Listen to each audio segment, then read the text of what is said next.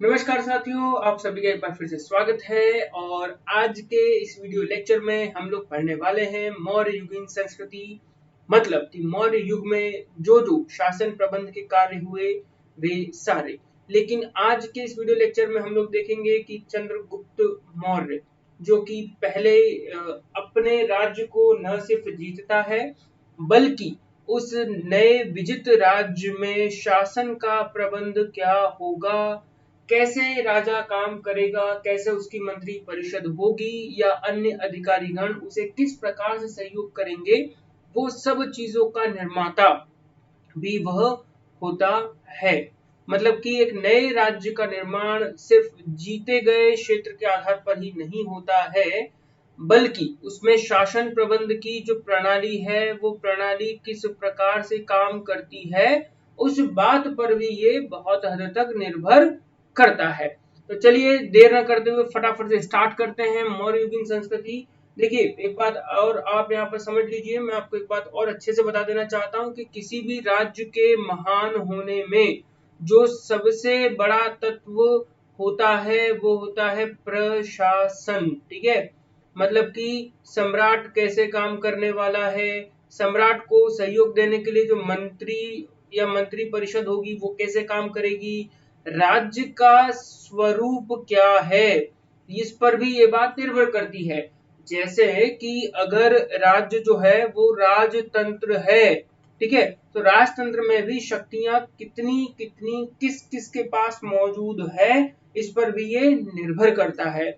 उदाहरण के लिए मैं यहाँ पर आपको कहूं कि अगर किसी राज्य का स्थापना करता तो बहुत शक्तिशाली हो लेकिन उस राज्य का प्रशासन बहुत ढीला हो, तो आप ये मानकर चलिए कि उस राज्य को ज्यादा समय तक चलाया जाना संभव नहीं होगा। ठीक है, उदाहरण के लिए मैं एक और उदाहरण दूंगा, जैसे कि बाबर। ठीक है, बाबर ने यहाँ पर 1526 में मुगलिया सल्तनत की नींव को रखा था और 4 साल के बाद वो चला गया। बाबर बहुत ताकतवर था, वन बाय वन उसने अपने विरोधियों को हटा दिया और एक बहुत बड़ा राज्य जीत लिया। उसके बाद उसका पुत्र हुआ हुमायूं, जो 10 साल तक पूरा संघर्ष ही करता रहा लेकिन आगे कुछ भी नहीं कर पाया। उसके बाद वापस आया, लेकिन उस पूरे मुगल एम्पायर को बनाना और उसे सजाना संवारना और उसे आगे बढ़ाने का जो श्रेय अकबर को जाता है वो शायद ही किसी और शासक को जाता है। तो यही चीज मौर्य युग में भी थी और चंद्रगुप्त मौर्य इस बात के लिए ज्यादा उत्तरदायी था कि राज्य का स्वरूप कैसा होना है और कैसे उसको काम करना है। ठीक है, तो चंद्रगुप्त मौर्य जो है एक नए शासन तंत्र की यहाँ पर नींव रखता है और वो जो शासन तंत्र है वही एक ऐसा तंत्र होगा जो इस वंश को बहुत शक्तिशाली न सिर्फ बनाएगा बल्कि बहुत लंबे समय तक टिकने में भी सहयोग करेगा। ठीक है, चलिए तो करते हैं स्टार्ट। शासन प्रबंध चंद्रगुप्त मौर्य में, तो चंद्रगुप्त मौर्य जो है वो इस शासन का निर्माता था, शासन प्रबंध का निर्माता था। देखो शासन में एक और डाउट आपको हो सकता है, वो भी मैं थोड़ा सा क्लियर कर दूं। शासन मतलब आप समझोगे कि क्या, सबसे पहला क्या। ठीक है, तो शासन का मतलब है कि राज्य को कैसे चलाया जाएगा। ठीक है, राज्य को कैसे चलाया जाएगा। ठीक है, इस बात को ही हम क्या समझते हैं, इस बात को ही हम क्या समझते हैं, शासन। कि किस प्रकार से राज्य को चलाया जाएगा, लोगों के ऊपर रूल कैसे होगा, लोग कैसे उसमें रहेंगे, क्या टैक्सेशन पॉलिसी होगी, ये सारी चीजें इसमें शामिल होती है। ठीक है, तो मौर्य शासन का जो निर्माता है वो चंद्रगुप्त मौर्य था, नो डाउट। इसके बाद वो युद्ध के मैदान में जितना स्फूर्तिमान था उतना ही अधिक वह कर्मठ भी था। ठीक है, वो चंद्रगुप्त मौर्य जो है वो न केवल एक महान विजेता है, ये बात भी आप याद रखना, केवल एक विजेता होने भर से कुछ नहीं होता। ठीक है, तो न सिर्फ वो एक महान विजेता था बल्कि उच्च कोटि का प्रशासक भी था, ये होना ज्यादा इंपॉर्टेंट है। ठीक है, ये होना ज्यादा इंपॉर्टेंट है।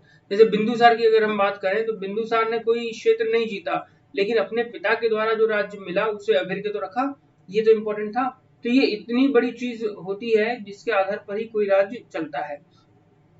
ये दोस्तों चंद्रगुप्त मौर्य का ही नेतृत्व था जिसमें भारत ने एकत्व की भावना को महसूस किया। इसके पहले तो सारे के सारे जो क्षेत्र थे वो अलग अलग भागों में टूटे और बिखरे पड़े थे। तो एकत्व की भावना को जन्म देने का श्रेय भी चंद्रगुप्त को जाता है और जो केंद्रीय व्यवस्था है उसको बनाने का श्रेय भी चंद्रगुप्त को ही जाता है। एक बात और यहाँ पर आप याद रखें कि उसने जो शासन की नींव रखी या शासन व्यवस्था को बनाने का जो प्रयास किया उसमें बहुत सारे तत्व मौजूद थे, जिसमें ईरानी तत्व भी थे और यूनानी शासन के जो तत्व हैं वो भी मौजूद थे।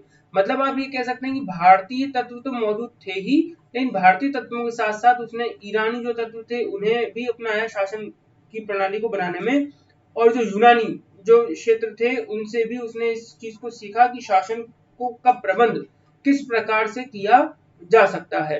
तो जो चंद्रगुप्त मौर्य है इसका शासन जो है ये तीन प्रकार की चीजों को मिलाकर बनाया गया। मतलब भारतीय तत्व भी मौजूद है उसमें, उसमें ईरानी तत्व मौजूद है, उसमें यूनानी तत्व भी मौजूद है, तब जाकर उसका जो राज्य है वो इतना अच्छा हो पाया था। और इस शासन की जो जो अंतिम नीति है या अंतिम जो लक्ष्य है वो सिर्फ यही है कि प्रत्येक स्थिति में जनता का हित होना चाहिए। ठीक है, और ये जो व्यवस्था का जन्म इसने किया, मतलब हम तो ये बात कहते हैं कि बहुत सारे अलग अलग तत्वों को मिलाकर चंद्रगुप्त ने शासन को बनाया था।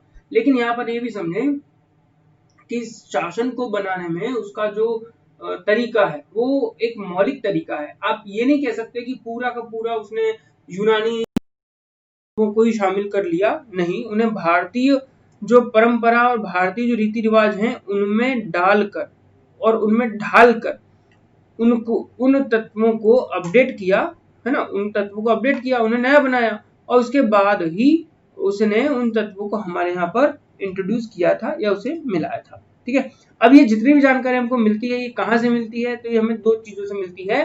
पहला है अर्थशास्त्र जिसको चाणक्य ने लिखा है, और दूसरा है मेगास्थनीज की इंडिका। इन दो किताबों से ही चंद्रगुप्त मौर्य के शासन प्रबंध के बारे में पूरी जानकारी हमें हो जाती है। ठीक है, तो ये बात आप यहाँ पे समझ लें, मोस्ट इंपोर्टेंट चीज है। इसके साथ एक और चीज है कि रुद्रदामन जो है, जो शक क्षत्रप है ना, रुद्रदामन जो है इसका एक गिरनार अभिलेख है, गिरनार अभिलेख है, और इस अभिलेख में भी वह चंद्रगुप्त मौर्य के समय का जो प्रशासन है उसके बारे में कुछ बातें बताता है।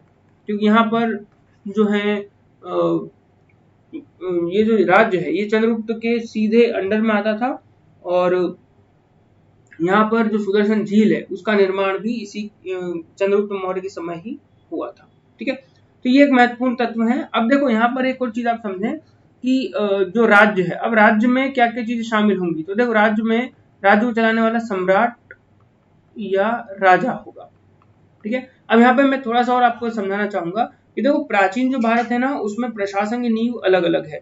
जैसे सपोज ये एक बहुत बड़ा राज्य है, ठीक है, तो इस बहुत बड़े राज्य का जो शासन करता होगा ना उसको या तो हम सम्राट कहेंगे, या अगर और बड़ा होगा तो उसके आगे हम फिर चक्रवर्ती सम्राट कहेंगे उसको। ठीक है, कि ये कौन है, चक्रवर्ती सम्राट है। ठीक है, तो सम्राट वो होता है या चक्रवर्ती सम्राट वो होता है जिसके अधीन एक बहुत बड़ा क्षेत्र आता हो, जैसे ये हो गया। ठीक है, अब इसके बाद सम्राट के बाद जो आता है ना वो आता है आपका कभी कभी महाराजा या महाराज।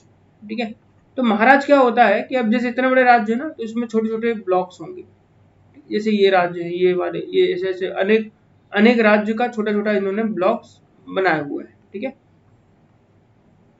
ये अब मान लो कि ये 1 2 3 4 और 5 ये पांचों ब्लॉक किसी एक व्यक्ति के अधीन है, तो इसको हम क्या कह देंगे, इसको हम कहेंगे महाराज। ठीक है तो इसके पास भी एक एरिया, लेकिन वो एरिया क्या है, लिमिटेड है, और एक किसके अंडर में है, ये सम्राट के अंडर में है।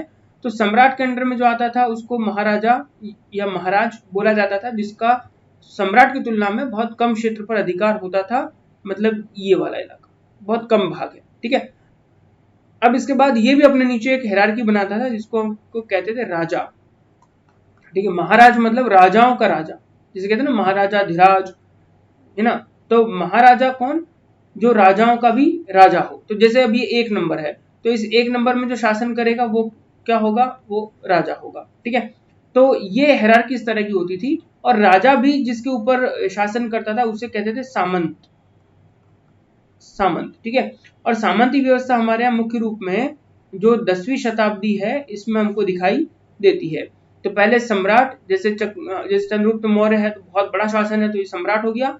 उसके अधीन बहुत सारे लोग होंगे तो उन्हें महाराज कह सकते हैं, और महाराजाओं के अधीन होंगे तो उन्हें हम राजा कह सकते हैं, और राजाओं के जो अधीन होंगे उनको हम सामंत कह सकते हैं। ठीक है, और सामंत की डेफिनेशन कुछ इस प्रकार की होती है कि ये भूमि पर कोई काम नहीं करता।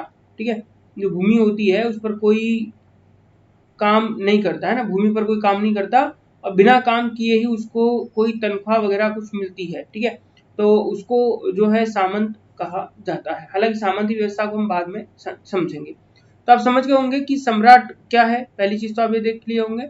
लेकिन जो मौर्य प्रशासन है इसमें सम्राट है सबसे बड़ा, और सम्राट मतलब दो चीजें हैं। पहला आप कह सकते हो केंद्रीय व्यवस्था है, दो भाग है, केंद्रीय व्यवस्था है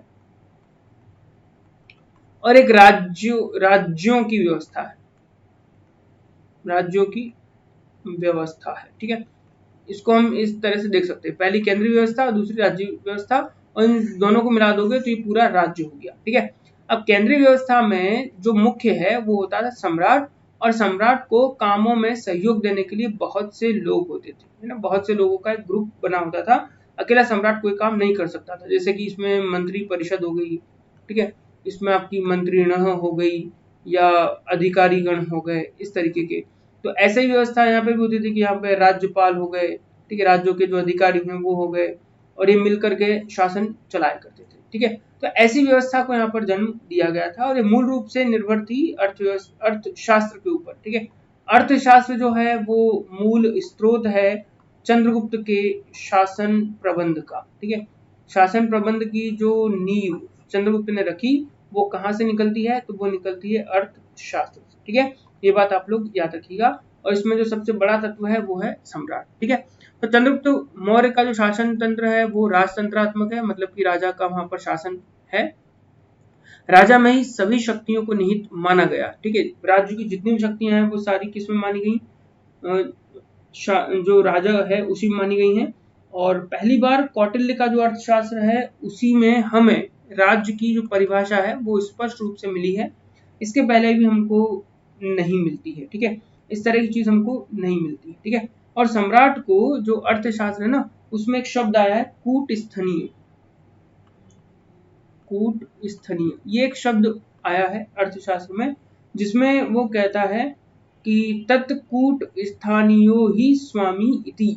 ठीक है, मतलब कि सम्राट की जो स्थिति है वो 7 प्रकृति के ऊपर निर्भर करती है, पहली बात, और इन 7 प्रकृतियों को मिलाकर राज्य का निर्माण होता है। ठीक है, और इसी आधार पर वो कहता है कि जितनी भी शासन की शक्तियां होती हैं वो सब किसमें से निहित होती हैं, राजा में ही निहित होती हैं, ये बात वो कहता है। इस समय एक बात और होती है कि जो राजा है वो अपनी देवी उत्पत्ति में विश्वास नहीं करता था, मतलब अपने आप को देवता नहीं कहता था। ठीक है, देवता नहीं कहता था, जैसा कि बाद के समय में शासकों ने कहा कि भाई हम तो देवताओं से उत्पन्न हैं, देवताओं ने हमें चूज किया है कि आप आओ और हम पर राज करो वगैरह वगैरह। ठीक है, वो सारी बातें इसमें मिलती हैं, लेकिन हकीकत में जब देखा जाए तो ये सारी चीजें नहीं थी उस समय। जो एक सामान्य नागरिक है उसी के हिसाब से शासक अपने आप को मानता था, वो ये नहीं कहता था कि मैं देवी उत्पत्ति हूँ या देवताओं से उत्पन्न हूँ। ठीक है, ऐसी कोई विशेषता उस समय नहीं होती थी, और फिर भी ये माना जाता था कि देवताओं की कृपा उसके लिए अनिवार्य है, बिना देवताओं की कृपा के वह राज्य नहीं कर सकता है। ठीक है, मतलब सारी शक्तियां होने के बावजूद भी जो शासक है उसे इस बात का घमंड नहीं है कि वह देवताओं से उत्पन्न है या देवताओं ने उसे चुना है, ऐसी कोई बात यहाँ पर नहीं है। ठीक है, एक बात और महत्वपूर्ण आप जान लीजिए कि जब हम कहते हैं कि उसमें समस्त शक्तियां निहित हैं, तो समस्त शक्तियों का मतलब क्या है कि वह सैनिक शक्ति का प्रधान है, वह न्यायिक शक्ति का प्रधान है, वह वैधानिक एवं कार्यकारी जो मामले होंगे उनका भी सर्वोच्च अधिकारी है।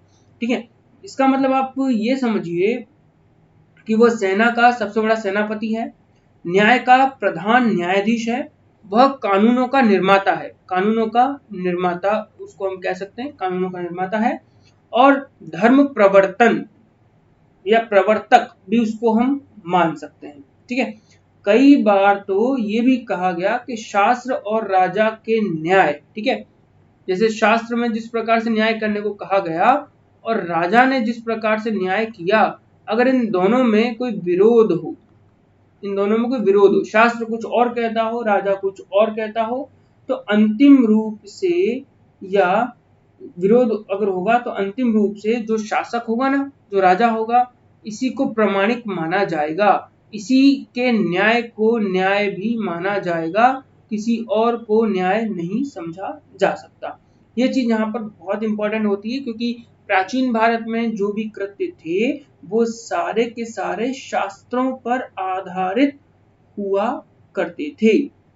ठीक है, शास्त्रों पर आधारित हुआ करते थे, और बिना शास्त्र के अगर राजा को निर्णय दे दे और उसे अगर प्रजा मानती है या शास्त्रों के अनुरूप भी उसे ठीक माना जाता है, तो ये अपने आप में बहुत बड़ी एक उपलब्धि समझी जाती थी। ठीक है, अब एक बात और यहाँ पर हमको जानने को मिलती है कि राजा को किसी भी प्रकार से या किसी भी प्रकार के कार्यों से छुट्टी नहीं होती थी। ये बड़ी हंसने वाली बात होगी कि राजा को कोई छुट्टी नहीं मिलती थी, इसका मतलब है। ठीक है, हाँ, तो वाकई में इसको छुट्टी नहीं मिलती थी। ठीक है, इस बारे में हमें कौन कहता है, तो हमें ये बात मेगास्थनीज बताता है। मेगास्थनीज जो है वो हमें ये बात बताता है कि राजा को किसी भी प्रकार से कार्यों में छुट्टी नहीं होती थी। ठीक है, और मेगास्थनीज कहता है, पूरी कहानी में आपको सुनाता हूँ इस चीज के बारे में। वो कहता है कि वह दिन में नहीं सोता था, ठीक है, और दिन भर वो मामलों को सुना करता था, सुनने के बाद उन मामलों पर वो जो है निर्णय को दिया करता था, और अन्य सार्वजनिक कार्य जो राज्यसभा में हुआ करते थे उन सभी कामों के लिए भी वो राज्यसभा में बैठा रहता था। ठीक है, बैठा रहता था। ठीक है, और वहां पर बैठकर वो जो जनता है उसके प्रतिवेदनों को सुना करता था, और जनता के कार्यों में किसी भी प्रकार का विरोध या अवरोध वह सहन नहीं कर सकता था। ये बात हमको मेगास्थनीज कहता है। इसके साथ मेगास्थनीज ये भी कहता है कि जब उसके शरीरों को आबूनास के मुकदरों से दबाया जाता या उसकी मालिश की जाती थी, उस समय भी वो प्रजा की शिकायतों को सुना करता था। यहाँ तक कि जब वह अपने बालों को झड़वाता था, ठीक है, बाल उस समय क्या होता था कि राजा महाराजा बहुत बड़े बड़े केश रखते थे, तो उन केशों को जैसे महिलाएं होती है ना, वैसे ही उनको उनको बिल्कुल संवारा जाता है। ठीक है, तो जब उनके बालों को झाड़ा जाता था, संवारा जाता था, उस समय भी वो जनता के कार्यों से छुट्टी नहीं लेता था, उस समय भी वो जनता के कार्यों को सुना करता था। और इस समय वो खास तौर पर राजदूत जो होते थे, उन राजदूतों की चीजों को उस समय वो सुनता था। ठीक है, इसी प्रकार से कौटिल्य भी कहता है कि राजा को प्रजा की शिकायतों को सुनने के लिए सदैव तत्पर रहना चाहिए। ठीक है, सदैव तत्पर रहना चाहिए, सदैव सुलभ रहना चाहिए, सदैव सुलभ रहना चाहिए। सुलभ मतलब कि हमेशा उपलब्ध हो, ऐसा। और प्रजा से अधिक देर तक प्रतीक्षा उसे नहीं करवानी चाहिए। वह स्पष्टतः चेतावनी भी देता है कि जिस राजा के दर्शन प्रजा को दुर्लभ हो जाते हैं, उसके अधिकारी प्रजा के कामों को अव्यवस्थित कर देते हैं।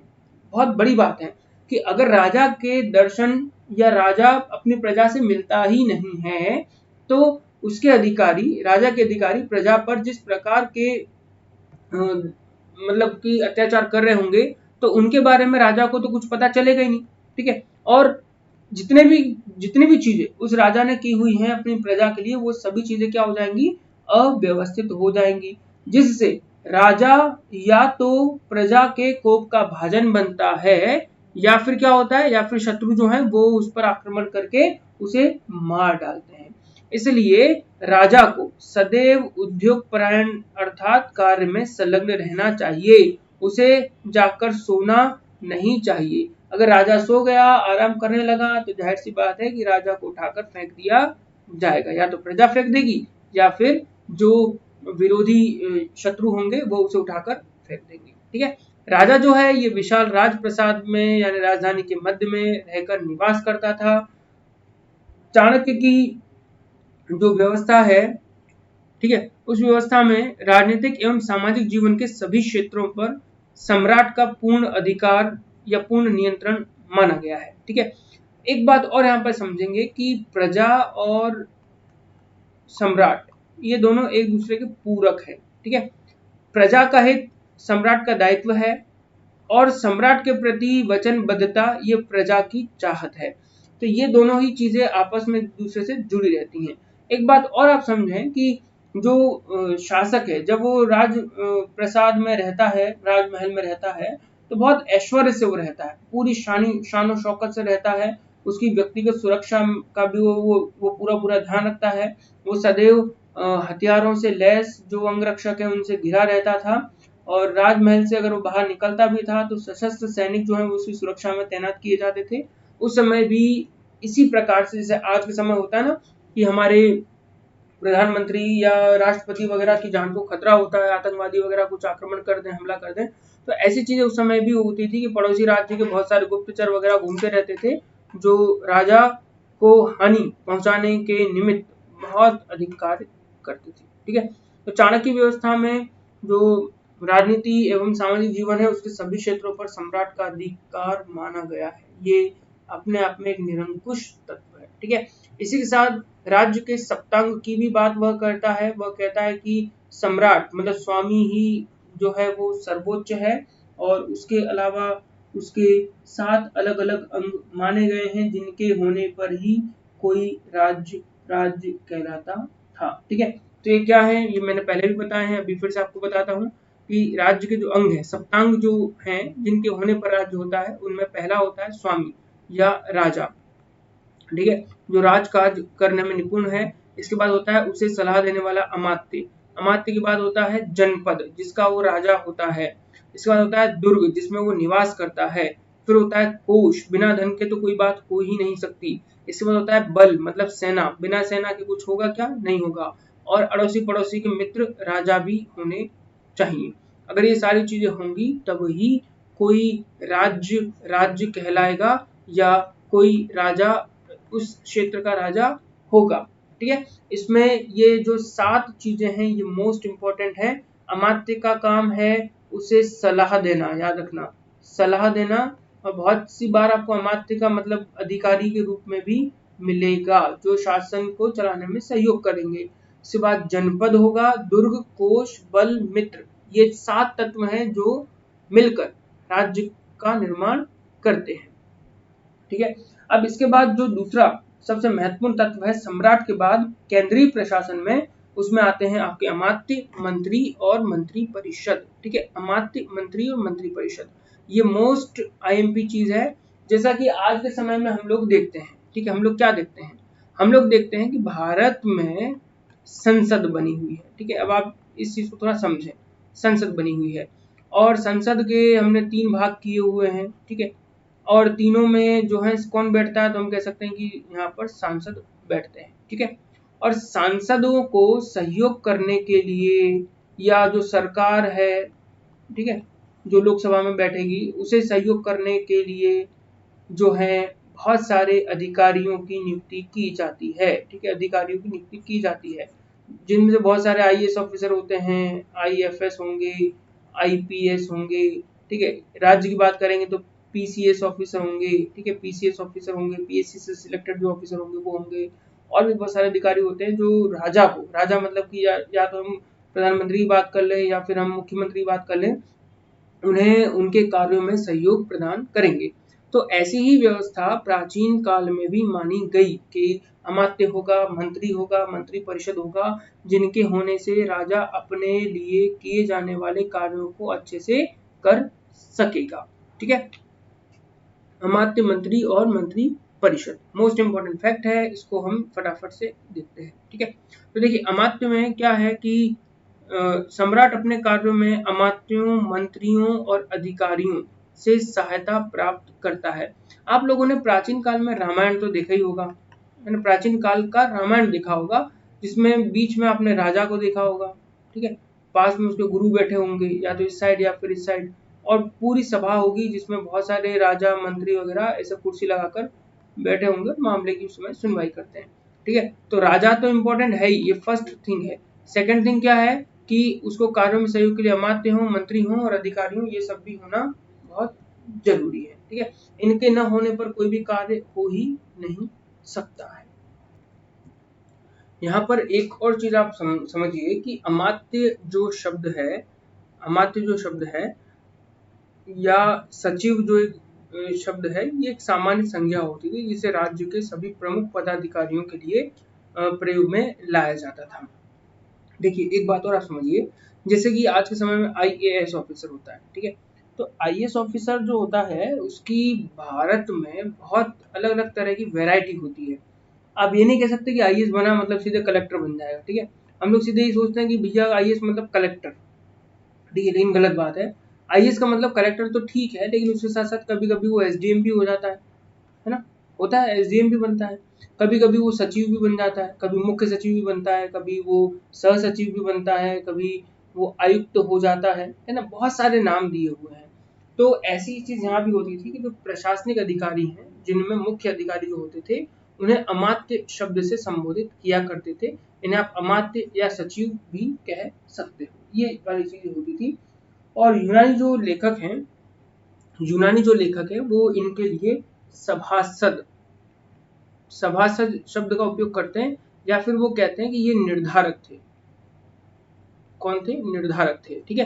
तो यूनानियों ने इनको अलग नाम से बताया है और हमने यूनानियों से इस चीज को अच्छे से सीखा है, ठीक है। इसे आप काउंसलर या फिर एक्सेसर ये कह सकते हैं, ठीक है। इनका जो मुख्य काम है वो ये है कि जो सार्वजनिक कार्य होते थे ना, सार्वजनिक जो कार्य होते थे जिन्हें सम्राट करता था, उनमें सम्राट को सहयोग करना, ठीक है। इनकी संख्या कम होती थी, लेकिन फिर भी सबसे ज्यादा प्रभावशाली यही लोग हुआ करते थे।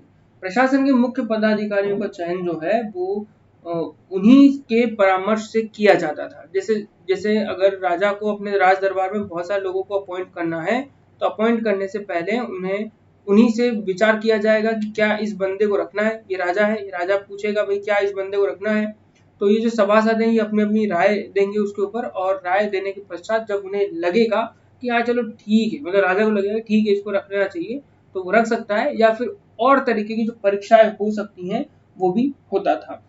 एक चीज और यहाँ पर आप समझें कि बहुत सी बार इनको जो है अलग अलग तरह के प्रलोभन देकर भी जांचा परखा जाता था, दिव्य परीक्षाएं भी होती थी कि हाँ ये बंदा मतलब कि अमात्य बनने के लायक है या नहीं है। जैसे आज के समय में हमारी एग्जाम होती है ना, ठीक है, वैसे ही उस समय पर भी एग्जाम ली जाती थी और उसके बाद ही किसी व्यक्ति को इतने बड़े पद पर अपॉइंट किया जाता था, ठीक है। इसके अलावा एक एक चीज और है कि मंत्रियों की एक छोटी समिति भी होती थी जिसे मंत्रिणः कहा जाता था, ठीक है। एक छोटी समिति का क्या मतलब है कि जैसे आजकल हम कैबिनेट बोलते हैं, ठीक है, तो कैबिनेट में क्या होता है कि 10 से 15 या 20 जो है मुख्य मंत्री होते हैं, ठीक है, जिनको कैबिनेट मिनिस्टर हम लोग कह देते हैं। जो मुख्य मंत्री होते हैं, मुख्यमंत्री मतलब मेन मिनिस्टर होते हैं, इंग्लिश में कहेंगे तो अच्छे समझ में आएगा, मेन मिनिस्टर्स होते हैं, जिनके अधीन पूरा डिपार्टमेंट होता है मेनली, ठीक है। जैसे कि विदेश मंत्रालय हो गया, या फिर हमारा वित्त मंत्रालय हो गया, रक्षा मंत्रालय हो गया, तो ये मुख्य मंत्रालय होते हैं। तो इनके लिए क्या होता है कि जो अगर इनको प्रधानमंत्री से बात करनी है तो एक छोटी सी बात ये कर सकते हैं और खुद निर्णय भी ले सकते हैं। तो ऐसे ही एक छोटी मंत्रिणः होती थी जो कि कुछ मंत्रियों को मिलाकर बनती थी, जिसमें मुख्यतः 3 या 4 सदस्य ही हुआ करते थे, उससे ज्यादा नहीं होते थे।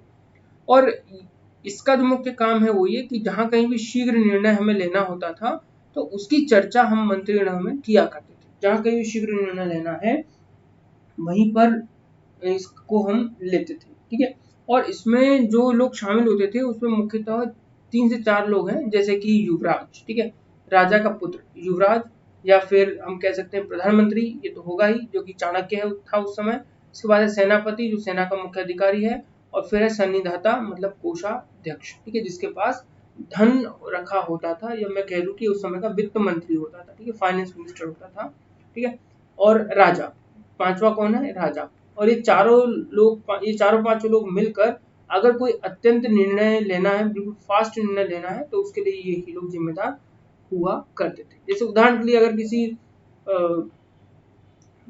देश पर आक्रमण करना है, या किसी देश ने आक्रमण कर दिया है, तो वहां पर हम किससे पूछेंगे?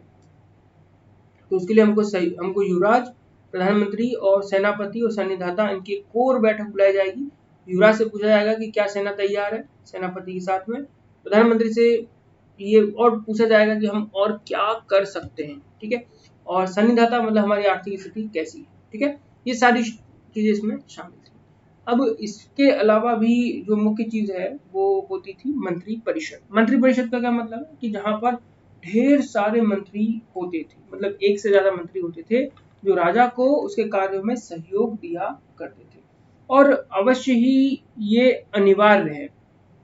अनिवार्य क्यों है? क्योंकि इसके बारे में कौटिल्य ने कहा है कि जितनी बड़ी मंत्री परिषद होगी वह राजा के ही हित में होगी। ठीक है, और इसको नियमित मंत्री परिषद बोलते थे, मतलब कि हमेशा ही ये बनी रहती थी। ठीक है, तो ऐसी एक मंत्री परिषद भी उस समय होती थी। और इसका जो एक मेन लॉजिक है वो ये है कि इससे मंत्र शक्ति बढ़ती है। मंत्र शक्ति का मतलब है मंत्रणा।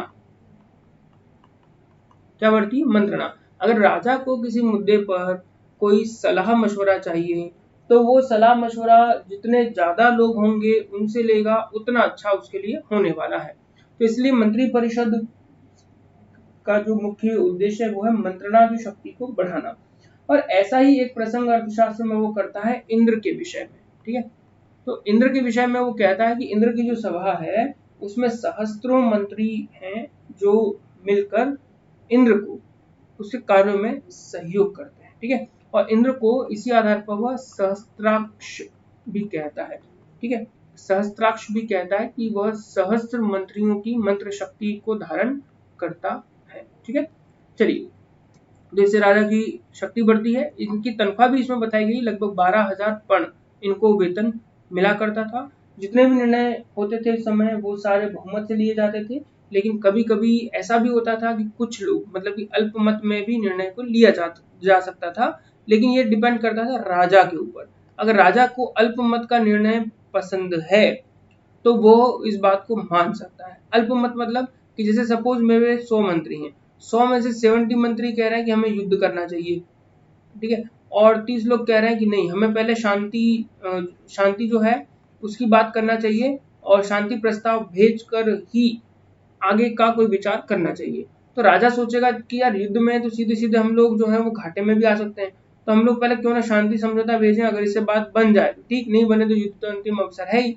तो राजा को अगर लग रहा है कि ये जो निर्णय है ये एक अच्छा निर्णय है, इससे मेरे देश का भला होगा, प्रजा का भला होगा, तो राजा इस बात को मान सकता है। मतलब जितने भी निर्णय है वो तो बहुमत से लिए जाएंगे, मंत्री परिषद के सहयोग से लिए जाएंगे, लेकिन जब सम्राट को ये लगा कि भैया कोई निर्णय जो है अल्पमत का है लेकिन राष्ट्र के हित का है तो उसको हम मान सकते हैं, तो वो भी मान लिया जाता था। ये करने का अधिकार सिर्फ और सिर्फ किसके पास था?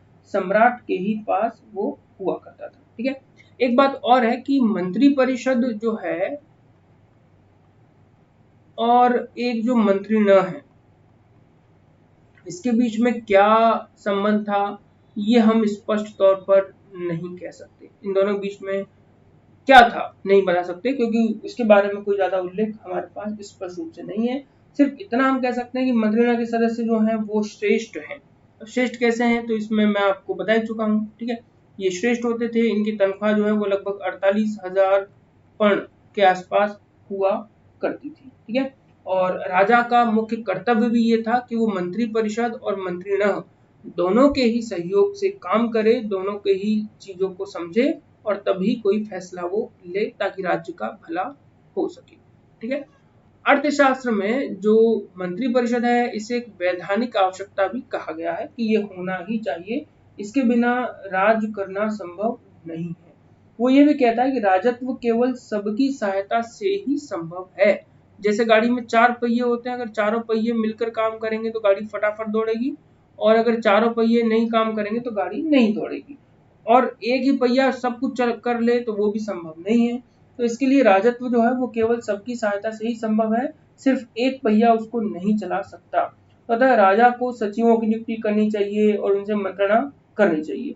इसी प्रकार से वो जो है राजवृत्ति के बारे में भी कहता है कि राजवृत्ति जो है वो 3 प्रकार की मानी गई है। पहली कौन सी है तो वो है प्रत्यक्ष, दूसरी कौन सी है तो वो है परोक्ष, और तीसरी कौन सी है तो वो है अनुमेयी। प्रत्यक्ष, परोक्ष और अनुमेयी राजवृत्ति 3 प्रकार की मानी गई है। ठीक है, अब देखो होता क्या है कि राजा को निर्णय लेना पड़ता है। आप इस बात को समझिए, राजा को क्या लेना पड़ता है? निर्णय लेना पड़ता है, और निर्णय लेने के बहुत से अपने तौर तरीके होते हैं। तो उन तौर तरीकों को करने के 3 माध्यम, पहला प्रत्यक्ष, दूसरा परोक्ष और तीसरा अनुमेय। ठीक है, तो प्रत्यक्ष का क्या मतलब है कि जो अपनी आंखों से देखा जाए। ठीक है, जो अपनी आंखों से हम देख सकें उसको हम क्या कह सकते हैं, प्रत्यक्ष कह सकते हैं। और राजा जो है ना, देखो अकेले नहीं कर सकता कोई काम, ये बात आप समझो। राजा संपूर्ण राज्य में अकेला तो नहीं घूम सकता, या सभी जगह एक ही समय उपस्थित नहीं हो सकता। तो राजा की जो वृत्ति है वो 3 प्रकार, पहला कौन सा कि वो अपनी आंखों से हर चीज को देखे और देखने के बाद निर्णय ले। ठीक है, लेकिन जहां वो नहीं जाएगा वहां क्या होगा, तो वहां होगा परोक्ष, मतलब कि दूसरों की बातों को सुने, समझे और फिर कोई निर्णय ले, जैसे कि प्रशासनिक अधिकारी, गुप्तचर वगैरह। ठीक है, उन सब से मंत्रणा ले और उसके बाद वो कोई बात को समझे। तो प्रत्यक्ष मतलब आंखों से देखे कि हाँ ये काम हुआ है, परोक्ष मतलब किसी और को भेजे, चेक करवाए, अधिकारी आके बताए, परोक्ष हो गया। और तीसरा है अनुमेय। अनुमेय का मतलब कि जो न तो कोई देख पा रहे हैं न ही हम सुन पा रहे हैं, मतलब कि अनुमान लगा लेना, क्या कहेंगे हम इसको, अनुमान लगाकर जो चीज हमें ज्ञात नहीं है उसका ज्ञान ले लेना कि हाँ ऐसा होगा या ऐसा हुआ होगा। ठीक है, तो ये 3 चीजें हैं। ठीक है, ये 3 चीजें हैं जो राजा को होना चाहिए, या राजा को काम इस हिसाब से करना चाहिए, क्योंकि राजा के पास अनेक काम होते हैं, वो एक साथ सभी कामों को पूरा नहीं कर सकता है, और ये काम भिन्न भिन्न स्थानों पर होंगे तो राजा तो अकेला नहीं कर पाएगा। इसलिए राजा को क्या करना चाहिए कि मंत्रियों की नियुक्ति करना चाहिए और उन कार्यों को संपन्न करवाना चाहिए जो वो करवाना चाहता है। लेकिन अर्थशास्त्र में मंत्रियों और अध्यक्षों में कोई खास अंतर हमको नहीं मिलता है, और इसी कारण कौटिल्य ने मंत्रियों के विभागों का अलग से उल्लेख भी नहीं किया है। ठीक है, मंत्री परिषद का जो कार्य है उसको जरूर उसने लिखा है। ठीक है, मंत्री परिषद का जो कार्य है ना वो जरूर लिखा है, लेकिन उसको उतना डिटेलिंग उसने नहीं कहा है। तो राजवृत्ति आप समझ गए होंगे, जब आप भी अधिकारी बन जाएंगे तो बनने के बाद इन 3 चीजों का ध्यान रखना। पहला क्या, अपनी आंखों से देखना। ठीक है, दूसरा क्या है, परोक्ष कोई और आके बताए, और तीसरा अनुमेय, जो अनुमान से ही हम उस बात को समझ जाए। ठीक है, चलिए तो अब इसके काम क्या है, किसके, मंत्री परिषद के। तो मंत्री परिषद के जो कार्य हैं वो आपको सिर्फ एक ही लाइन में मिल जाएंगे। क्या काम दिया है कि मंत्री परिषद का कार्य है अनारब्ध कार्य को आरंभ करना, मतलब जो काम शुरू नहीं हुआ है उस काम को प्रारंभ करवाना। दूसरा कि आरंभ हुए को पूरा करना, जो काम शुरू हो चुका है उसे पूरा करवा दो। ठीक है, और जो काम पूरा हो चुका है उसको सुधारना, और राजकीय आदेशों का कठोरता के साथ पालन करवाना। ये मुख्य काम किसका है, तो यह है मंत्री परिषद का। जो काम आरंभ न हो उन्हें आरंभ करवाइए, जो आरंभ हो चुके हैं उन्हें पूरा करवाइए, जो पूरे हो चुके हैं उनमें कुछ सुधार करवाइए, और राजा ने जो राजकीय आदेश दिए हैं उन्हें कठोरता के साथ पालित करवाइए। ठीक है, तो ये मुख्य काम हमें कहाँ से मिलते हैं, तो ये मिलते हैं अर्थशास्त्र से। ठीक है, अब ये तो हमने बात कर ली कि राजा का जो राज्य है उसमें सम्राट होगा, उसमें अमात्य होंगे, मंत्री न होगी, मंत्री परिषद होगी, और इनका सहयोग लेकर राजा काम करेगा।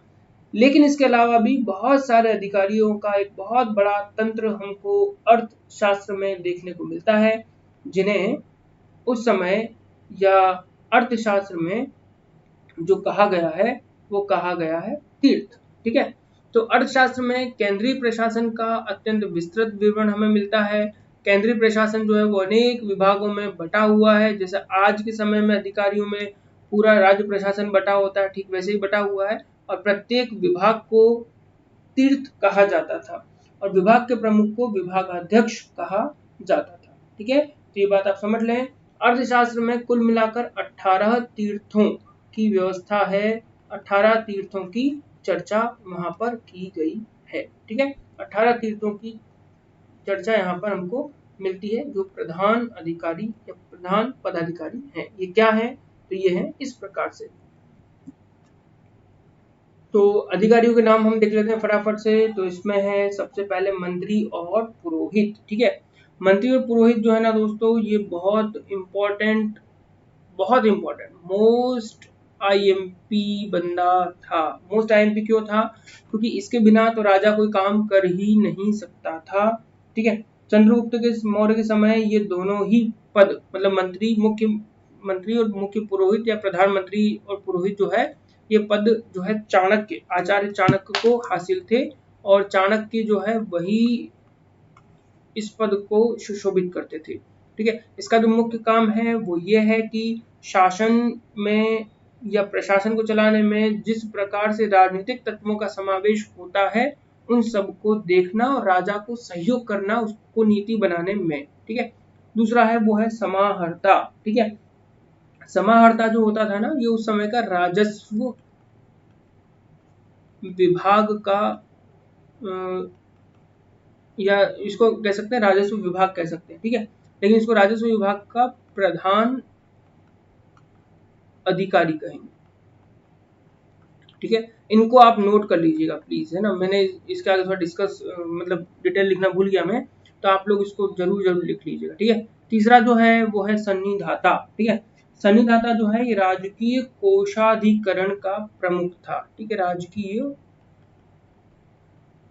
कोषाधिकरण का प्रमुख कौन होता था? सन्निधाता होता था। इसके बाद है सेनापति। सेनापति को तो आप समझ जाओगे कि ये जो है मुख्य तौर पर युद्ध विभाग का मंत्री है। सेनापति कौन है? ये है युद्ध विभाग का मंत्री। ठीक है, युद्ध विभाग का मंत्री कौन? सेनापति। इसके बाद आता है युवराज। युवराज मतलब राजा का पुत्र, राजा का पुत्र। ठीक है, और मुख्यतः इसको राज्यपाल बनाया जाता था उस समय। ठीक है, इसके बाद है प्रतिष्ठा। ठीक है, प्रतिष्ठा कौन होता था? तो प्रतिष्ठा जो है ये फौजदारी न्यायालय का न्यायाधीश होता था। फौजदारी न्यायालय का प्रधान। ठीक है, न्यायाधीश, प्रधान न्यायाधीश कौन? प्रतिष्ठा। इसके बाद होता था नायक। ठीक है, नायक का जो मुख्य काम है वो है सेना का संचालन करना। जब युद्ध होता था तो सेना का संचालन जो है वो नायक किया करता था। इसके बाद होता है कर्मांतिक। ठीक है, कर्मांतिक जो है ये देश के उद्योग धंधे, देश के उद्योग धंधों का प्रधान अधिकारी। ठीक है, ये वाणिज्य और उद्योग मंत्री था, ये कह सकते हैं आप कर्मांतिक। कर्मांतिक मतलब काम करने वाला, एक तरह से मान लीजिए आप। ठीक है, इसके बाद है व्यवहारिक। व्यवहारिक जो है ये दीवानी, दीवानी न्यायालय का प्रधान न्यायाधीश होता था। ठीक है, प्रधान न्यायाधीश ये उस समय होता था। ठीक है, इसके बाद जो आपका अगला है इसको आप एक बार नोट कर लीजिए फटाफट से। ठीक है, अब इसके बाद मैं इसको इरेज कर रहा हूँ। ठीक है, इसके बाद जो 10वां है वो है मंत्री परिषदाध्यक्ष। ठीक है, मंत्री परिषद परिषद का अध्यक्ष इसको कहते थे। ठीक है, मंत्री परिषद का अध्यक्ष होता था मंत्री परिषद का अध्यक्ष। इसके बाद होता है आपका दंडपाल। 11वां जो है वो है दंडपाल, और दंडपाल का जो मुख्य काम है वो है सेना की सामग्रियों को जुटाना। सेना की सामग्री को जुटाने वाला अधिकारी, सेना की सामग्री को जुटाने वाला अधिकारी होता था। फिर होता है आपका अंतपाल। ठीक है, अंतपाल जो है इसका काम है सीमावर्ती दुर्गों की रक्षा करना। सीमावर्ती मतलब जो सीमा के पास में है। ठीक है, उन दुर्गों की रक्षा करने का काम किसका है? वो है अंतपाल का। इसके बाद होता है दुर्गपाल। ठीक है, दुर्गपाल जो है वो देश के भीतर, देश के भीतर जो दुर्ग होते थे उन दुर्गों का प्रबंधक, देश के भीतर के दुर्गों का प्रबंधक जो है दुर्गपाल होता था। इसके बाद होता है नागरक। ठीक है, नागरक जो है इसको हम बोलते थे नगर का प्रमुख अधिकारी, नगर का प्रमुख अधिकारी। ठीक है, नगर का प्रमुख अधिकारी कौन होता था? तो ये होता था नागरक। ठीक है, इसके बाद होता है आपका प्रशस्ता। ठीक है, इसके बाद होता है आपका प्रशस्ता। प्रशस्ता का जो मुख्य काम है वो है राजकीय, ठीक है, वो है आपका राजकीय कागजातों को सुरक्षित रखने वाला अधिकारी, ठीक है, राजकीय कागजों को सुरक्षित रखने वाला अधिकारी, ठीक है। यहाँ तक आप नोट कर लीजिए, फिर मैं इसको इरेज कर रहा हूँ। इसके बाद जो है दोवारिक, 16वें नंबर का है आपका दोवारिक। दोवारिक का जो काम है वो है राजमहलों की देख रेख करने वाला, ठीक है। मतलब क्या घट रहा है, क्या बढ़ रहा है, राजमहल कैसा क्या है, देख रेख करने वाला। फिर आता है अंतर्वेशिक। अंतर्वेशिक जो है ये सम्राट का अंगरक्षक या अंगरक्षक जो सेना है, अंगरक्षक सेना का प्रधान कौन होता था, अंतर्वेशिक होता था। और फिर होता है आपका आठविक। आठविक जो है यह है वन विभाग का प्रमुख, वन विभाग का प्रमुख, ठीक है। तो ये टोटल 18 अधिकारी हमको मिलते हैं, इनके नाम आपने देख लिए, इनके काम भी मैंने आपको सारे बता दिए, ठीक है। ये जो मुख्य अधिकारी हैं इन्हीं की सहायता से पूरा राज्य चला करता था उस समय। इसके अलावा भी हमको और भी कई सारे पदाधिकारियों के नाम मिलते हैं जिनका नाम हमको अध्यक्ष के रूप में मिले हैं। अध्यक्ष के जिम्मे कोई ना कोई सरकारी विभाग जरूर होता था, संभवतः ये जो लोग होते थे ये जो मुख्य केंद्रीय अधिकारी हैं उनके अधीन ये हुआ करते थे। और यूनानी लेखक जो हैं वो इन्हें मजिस्ट्रेट कहते हैं। इनके नाम कुछ इस प्रकार से हैं, जैसे कि पण्याध्यक्ष, ठीक है। पण्याध्यक्ष का मतलब क्या है, तो पण्याध्यक्ष जो है यह होता है आपका वाणिज्य अध्यक्ष, ठीक है। वाणिज्य अध्यक्ष जो नोट्स है ना, उन नोट्स में आपको इनका बिल्कुल डिटेल मिल जाएगा, ठीक है। पण्याध्यक्ष, तो पण्याध्यक्ष को कहेंगे वाणिज्य का अध्यक्ष। फिर होता है सुराध्यक्ष, फिर होता है आपका सुनाध्यक्ष। सुनाध्यक्ष मतलब बूचड़ खाने का प्रमुख है, ठीक है। जो बूचड़ खाना है जहाँ पशुओं को रखा जाता है उसका अध्यक्ष है सुनाध्यक्ष। इसके बाद है गणिकाध्यक्ष। उस समय जो वेश्याएं हुआ करती थी उन वेश्याओं की भी लिखा पढ़ी वगैरह होती थी और उनका निरीक्षण किया जाता था, तो उनके अध्यक्ष को बोलते थे गणिकाध्यक्ष। इसके बाद होता है सीता अध्यक्ष। सीता अध्यक्ष मतलब राज्य की कृषि विभाग का अध्यक्ष। ये कौन है, तो ये कृषि विभाग का अध्यक्ष होता है। इसके बाद है आकार अध्यक्ष, ठीक है। आकार अध्यक्ष मतलब है खानों का अध्यक्ष। जो राज्य में जो खाने वगैरह होते थे जिनसे धातुएं वगैरह निकलती थी उनका अध्यक्ष होता था। कोष्ठागाराध्यक्ष, तो कोष्ठागाराध्यक्ष जो है ये है आपका जो कोष्ठगार है जहां पर धन वगैरह रखा जाता है उसका प्रमुख होता था। फिर होता है कुप्पाध्यक्ष, ठीक है। कुप्पाध्यक्ष मतलब वन और उसकी संपदा का अध्यक्ष है, वन और संपदा का प्रमुख है कुप्पाध्यक्ष। इसके बाद है आपका आयुधागाराध्यक्ष, ठीक है। तो आयुधागाध्यक्ष जो है ये आयुध जो होते थे ना, आयुध रखने की जगह मतलब कि जो शस्त्र होते थे उस शस्त्र को रखने की जो जगह होती थी उसके अध्यक्ष को आयुधागार अध्यक्ष कहा गया है। इसके बाद होता है शुल्काध्यक्ष, जो चुंगी वगैरह लिए जाते थे ना सड़कों की, उसका अध्यक्ष होता था। फिर होता है आपका सूत्राध्यक्ष जो कटाई बुनाई का अध्यक्ष कहा जाता है। फिर है लोहाध्यक्ष जो धातु विभाग का अध्यक्ष होता था। लक्षणाध्यक्ष छापे खाने का प्रमुख होता था, ठीक है, छापा खाना जहाँ पर नोट वगैरह या सिक्के वगैरह ढलाई होती थी उसका अध्यक्ष। उसका है सुवर्ण अध्यक्ष। सुवर्ण अध्यक्ष का जो मुख्य काम है वो खास तौर पर जो सुनार वगैरह जो होते हैं धातु पर काम करने वाले उनको देखना। फिर होता है गौ अध्यक्ष। गौ अध्यक्ष मतलब कि पशुधन विभाग का अध्यक्ष,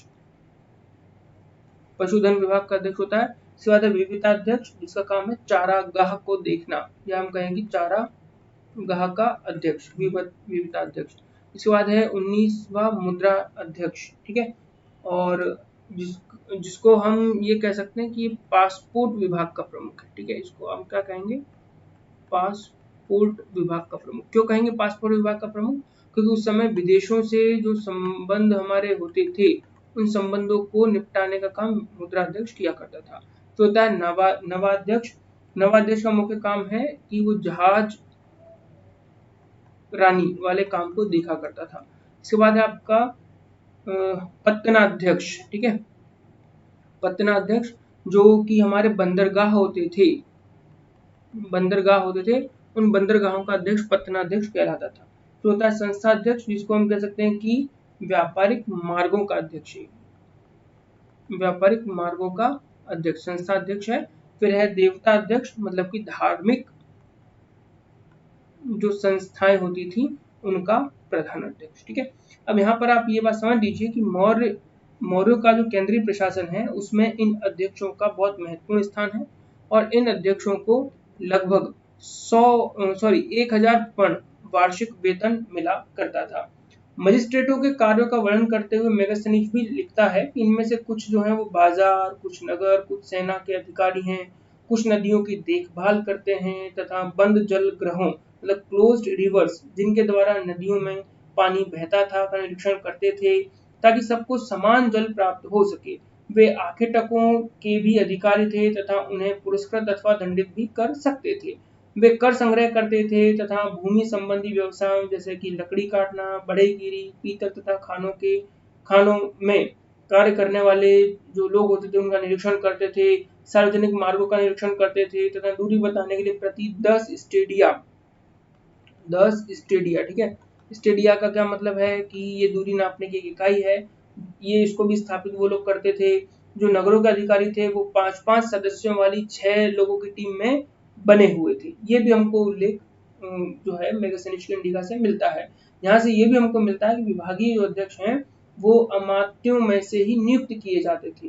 तो इस प्रकार से हम ये कह सकते हैं कि जो अमात्य हैं वो मंत्रिमंडल के सदस्य होते थे प्रथम श्रेणी के, मतलब जो मंत्रिमंडल के सदस्य होते थे उन्हें प्रथम श्रेणी का अधिकारी कह सकते हैं।